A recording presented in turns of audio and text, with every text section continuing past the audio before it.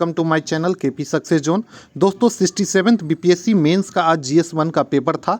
तो हम लोग आज के वीडियो में देखने वाले हैं कि किस तरीके से क्वेश्चन जीएस1 में पूछा गया था और उसका पीडीएफ भी उपलब्ध है। दोस्तों अगर आप लोग इसका पीडीएफ डाउनलोड करना चाहते हैं तो हमारे Telegram channel KP success zone से डाउनलोड कर सकते हैं। लिंक डिस्क्रिप्शन में डाल दिया जाएगा और कम्युनिटी पोस्ट जो होता है वहाँ भी डाला रहेगा लिंक, आप लोग वहाँ से डाउनलोड कर सकते हैं क्वेश्चन पेपर को। ठीक है, ये जीएस1 का पेपर है। आज ये पेपर हुआ है 30 दिसंबर 2022 को।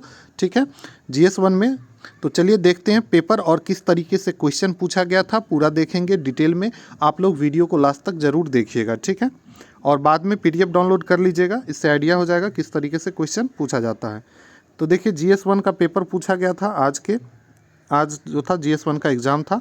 300 नंबर का क्वेश्चन होता है। टोटल मार्क जो था दोस्तों वो कितना था, 300 था। देखिए फुल मार्क्स 300 था और 3 घंटे का समय भी दिया गया था। ठीक है, पेपर 1 में दोस्तों 3 सेक्शन होता है, जैसा कि आप देख रहे हैं यहाँ पे। प्रत्येक अंक पूर्णांक में घोषक होता है, मतलब सबका अंक वहाँ पे दिया रहता है पूर्णांक में प्रत्येक प्रश्न का। ठीक है, 3 पार्ट होता है, खंड 1, खंड 2 और खंड 3। ठीक है, खंड 1 और खंड 2 प्रत्येक में 3 प्रश्न का उत्तर देना होता है, मतलब 3 क्वेश्चन आपको आंसर करना होता है पार्ट 1 और पार्ट 2 से। ठीक है, और पार्ट 1 और पार्ट 2 जो होता है दोस्तों 114 नंबर का होता है, इसको भी याद रखना है। दोनों में प्रत्येक 114 नंबर का होता है। और पार्ट 3 जो होता है ये होता है 72 नंबर का। ठीक है, ये अच्छा लग रहा है, 114 नंबर का होता है प्रत्येक, ये भी 114 और ये भी 114। ठीक है, तो 114 नंबर का होता है और ये 72 नंबर का होता है। ठीक है, खंड 1 और खंड 2 में दोस्तों 6 क्वेश्चन रहते हैं प्रत्येक में, और उसमें से आपको 3 क्वेश्चन का आंसर देना होता है। ठीक है, पार्ट 1 में दोस्तों जो क्वेश्चन पूछा जाता है वो हिस्ट्री, मॉडर्न हिस्ट्री, उसमें बिहार से रिलेटेड भी पूछ दिया जाता है और कला के रिलेटेड क्वेश्चन पूछा जाता है। पार्ट 2 में इंटरनेशनल और नेशनल करंट अफेयर से क्वेश्चन पूछा जाता है। और पार्ट 3 जो है दोस्तों उसमें स्टैटिक्स के क्वेश्चन पूछा जाता है, जो डीआई के क्वेश्चन होते हैं वो पूछे जाते हैं। चलिए देखते हैं इस बार किस तरीके के क्वेश्चन पूछे गए थे।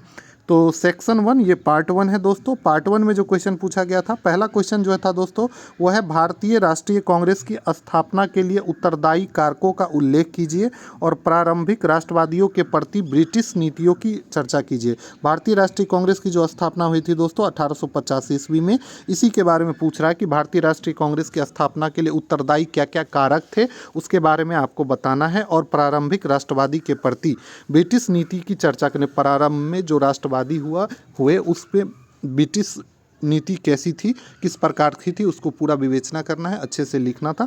तो ये पहला क्वेश्चन था दोस्तों खंड 1 का, ये मॉडर्न हिस्ट्री का क्वेश्चन है, आप लोग देख रहे हैं। दूसरा क्वेश्चन जो पूछा गया था दोस्तों वो पूछा गया 1857 से 1947 के मध्य बिहार में पश्चात और तकनीकी शिक्षा के विस्तार के क्रम को अनुरेखित करना है। मतलब कि मध्य बिहार में 1857 की क्रांति से लेके भारत के आज़ादी तक के मध्य में बिहार में पश्चात और तकनीकी शिक्षा के विस्तार में किस प्रकार विकास हुआ था उसके बारे में बताना है दोस्तों। तो ये दूसरा क्वेश्चन था, बिहार से को रिलेट करके मॉडर्न हिस्ट्री का क्वेश्चन पूछा गया था। तो ये देखिए दूसरा क्वेश्चन। तीसरा क्वेश्चन जो था दोस्तों ये है एक प्रतिष्ठित राष्ट्रीय नायक के रूप में गांधी जी के उदय के उत्तरदायी कारक बताना है और आलोचनात्मक विश्लेषण करना है। ठीक है, निगेटिव सेंस में इसका विश्लेषण करना है कि गांधी जी का जो उदय हुआ था एक राष्ट्रीय नायक के रूप में हुआ था और उसके उत्तरदायी कारक के बारे में बताना है और आलोचनात्मक विश्लेषण करना है। ये तीसरा क्वेश्चन था। आगे बात करें, चौथा क्वेश्चन जो पूछा गया है तो 1942 में भारत छोड़ो आंदोलन पर एक निबंध पूछ रहा है। 1942 ईस्वी में गांधी जी के नेतृत्व में भारत छोड़ो आंदोलन जो हुआ था उस पर एक निबंध लिखना है और यह एक अन्याय ही होने वाला आंदोलन था। तो एक क्वेश्चन भी इसमें साथ में है कि क्या यह अन्याय ही होने वाला आंदोलन था, तो इस पर आपको अपना तर्क देना है। और ये चौथा नंबर क्वेश्चन था, ये भी मॉडर्न हिस्ट्री से था। पाँचवा क्वेश्चन देखेंगे तो मौर्यकालीन कला की प्रमुख विशेषता का वर्णन। देखिए मौर्यकालीन ये एंशियंट हिस्ट्री से है और बिहार भी इसमें आ जाता है। इसकी प्रमुख विशेषता का वर्णन है, ये कला से क्वेश्चन है दोस्तों, मौर्यकालीन कला से। ठीक है, उसका वर्णन करना है। और छठा नंबर क्वेश्चन देखिए इस तरीके से दिया हुआ है और यहाँ देखिए 3 पॉइंट दिया हुआ है और 19 नंबर का है, 2 इसमें से किसी 2 का आंसर देना है। ठीक है, पहला है संथाल विद्रोह, दूसरा है चंपारण सत्याग्रह और तीसरा है रविन्द्रनाथ टैगोर का स्वतंत्रता आंदोलन में योगदान। ठीक है। ये तीनों में से किसी दो क्वेश्चन का आंसर देना है और प्रत्येक क्वेश्चन जो है दोस्तों वो 19 नंबर का है। संथाल विद्रोह के बारे में, चंपारण सत्याग्रह या रविन्द्रनाथ टैगोर का स्वतंत्रता आंदोलन में क्या योगदान था, ये क्वेश्चन। तो इस तरीके से दोस्तों सेक्शन 1 में देख लिए आप लोग 6 क्वेश्चन थे। इसमें से दोस्तों आपको 3 ही क्वेश्चन के जवाब देने होते हैं और ये प्रत्येक क्वेश्चन जो होते हैं दोस्तों 38 नंबर के होते हैं और ये जो 6 नंबर था इसमें 19 नंबर का 2 क्वेश्चन है। तो कुल मिला के दोस्तों 3 क्वेश्चन होते हैं, तो 114 नंबर का होता है पार्ट 1। ठीक है, अब चलते हैं पार्ट 2 में। खंड 2 देख रहे हैं, पार्ट टू जो है दोस्तों ये इसमें दोस्तों करंट से क्वेश्चन रहता है जिसमें इंटरनेशनल और नेशनल इवेंट दोनों को कवर किया जाता है। ठीक है, तो पहला जो क्वेश्चन पूछा है क्वाड की उत्पत्ति, क्वाड समूह के बारे में पूछा गया है। क्वाड की उत्पत्ति, सदस्यता, विकास और उद्देश्य का वर्णन कीजिए, भारत के लिए इसका महत्व बताइए। तो क्वाड जो समूह है, क्वाड देशों के, उसकी उत्पत्ति, सदस्यता किस प्रकार से होती है, विकास और उद्देश्य का वर्णन पूछा गया है और भारत के लिए किस प्रकार से महत्वपूर्ण है इसको पूछा गया है कि इसके बारे में बताइए कि क्वाड समूह जो है भारत के लिए किस प्रकार से महत्वपूर्ण है। ठीक है, किस प्रकार से इंपॉर्टेंट है इसकी चर्चा करना है। तो ये दोस्तों इंटरनेशनल समूह से है दोस्तों, क्वाड समूह से। तो ये 7वां नंबर क्वेश्चन था, पार्ट 2 का पहला हो गया। दूसरा क्वेश्चन देखेंगे पार्ट 2 का, वो अग्निपथ विकास या विनाश की ओर पथ टिप्पणी। अग्निपथ योजना जो आई थी आप लोग देखे होंगे, कई की बहुत ही उपद्रव भी हुआ था इस योजना को लेके, इससे क्वेश्चन पूछा गया था। देख रहे हैं सारा क्वेश्चन चर्चा में जो विषय होते हैं करंट में उससे ही क्वेश्चन उठाए जाते हैं। तो आप लोग वर्ल्ड अफेयर को और नेशनल अफेयर के जो भी घटना होती है इंपॉर्टेंट उसको अच्छे से ज़रूर कवर कीजिएगा, खुद से लिखने का प्रयास कीजिएगा। देखिए डायरेक्ट क्वेश्चन पूछा जाता है, अग्निपथ विकास तथा विनाश की ओर पथ है, तो उसके दोनों के बारे में पूछा गया है, पॉजिटिव और निगेटिव दोनों बताना है आपको, क्या ये विकासात्मक है या विनाशात्मक, इसको अपने पॉइंट ऑफ व्यू में बताना है कि आपका क्या इस पर सोचना है। ठीक है, तो ये दूसरा क्वेश्चन था और ये 8वां नंबर क्वेश्चन हो गया, पार्ट 2 का क्वेश्चन है ये। तीसरा दोस्तों, भारतीय संदर्भ में एक राष्ट्र एक निर्वाचन की अवधारणा का वर्णन कीजिए, इसके पक्ष और विपक्ष में तर्क। एक राष्ट्र एक निर्वाचन मतलब कि एक देश और एक चुनाव की बात, निर्वाचन की बात हो रही है। इसमें भारतीय संदर्भ में विवेचना करना है और वर्णन करना है और इसमें क्या पक्ष के और विपक्ष में क्या तर्क है, दोनों को आपको लिखना है। तो ये दोनों बताना है। ये 9वां नंबर क्वेश्चन था। अगला है दोस्तों रूस और यूक्रेन। एक क्वेश्चन यहाँ से तो आना ही आना था, देखिए पूछा गया है, रूस और यूक्रेन के मध्य युद्ध का मूल कारण क्या है। तो बहुत ही सिंपल है, पूछा गया है रूस और यूक्रेन के मध्य युद्ध का मूल कारण क्या है उसके बारे में। साथ ही पूछा गया कि भारत के विशेष संदर्भ में विश्व के राष्ट्रों पर इसके प्रभाव का वर्णन कीजिए। जब भी कोई विश्व में घटना घटती है तो उसकी चर्चा के साथ साथ उसका भारत पे क्या प्रभाव पड़ेगा इसको भी रिलेट करके आपको ज़रूर पढ़ना चाहिए।